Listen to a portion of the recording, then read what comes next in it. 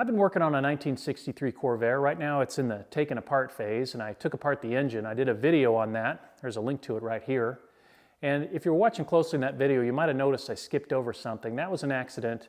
One point the rear housing is attached to the engine, the next moment it's gone. I left that out, so I wanted to put that back in and do a short video just of the removal of the rear housing and its components.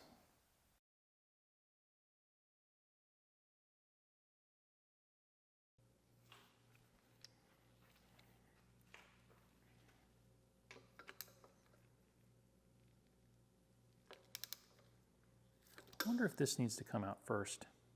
I guess we'll find out.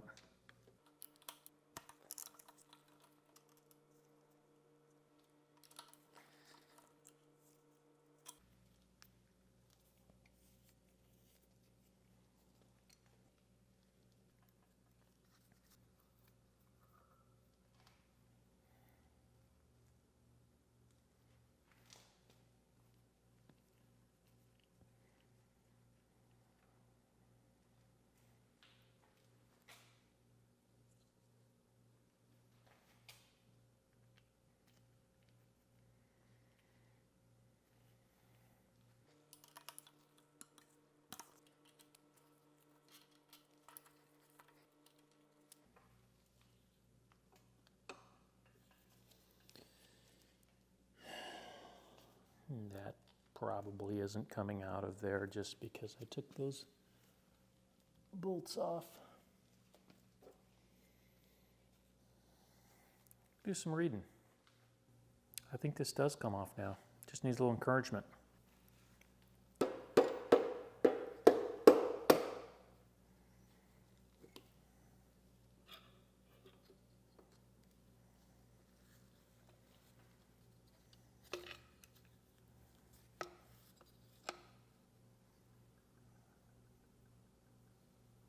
Whoa. Put that back in the filter. Okay. Here's a fuel pump rod. Got a little spring on it. Oh, does that just come right out? Yeah. Okay.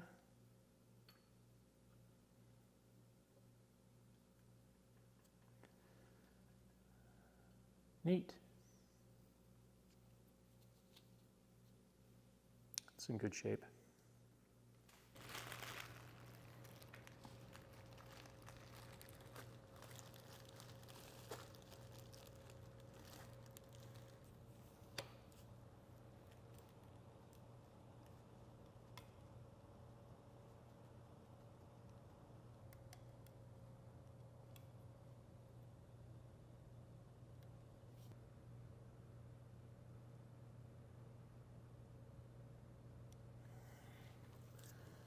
That really didn't want to come free.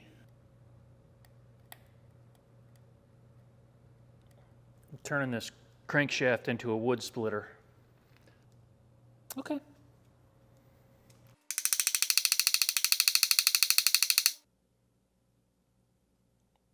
I don't want to shear that bolt. Shop manager just says, remove the bolt and flat washer. That's all it says.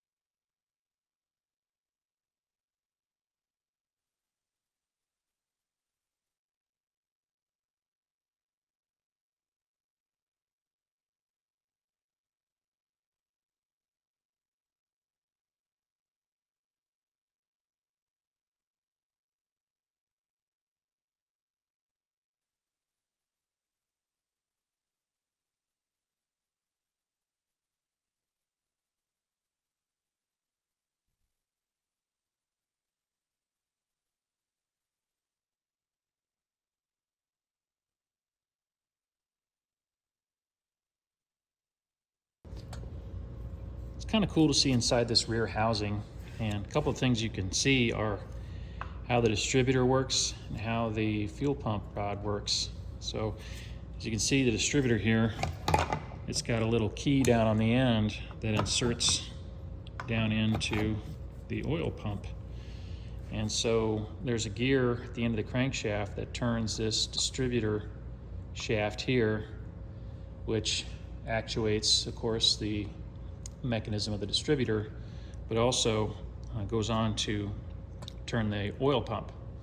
And then the fuel pump is driven by this rod, which sits on an eccentric cam also on the end of the crankshaft. So if we go back over to the engine, we can check that out.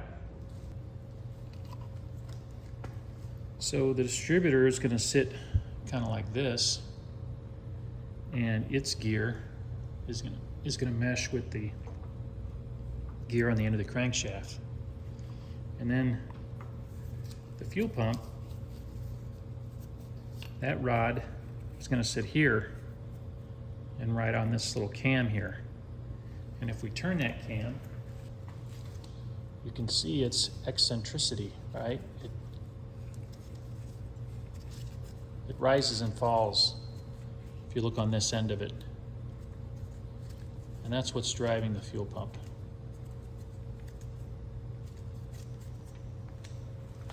Neato.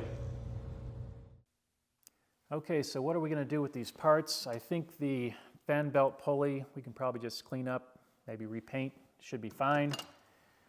The housing itself includes the oil pump right under this plate here. While we've got it off, we might as well go ahead and rebuild the oil pump.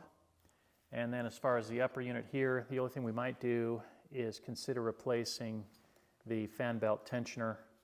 It seems okay, but this might be a good time to upgrade that or replace the bearing or something like that.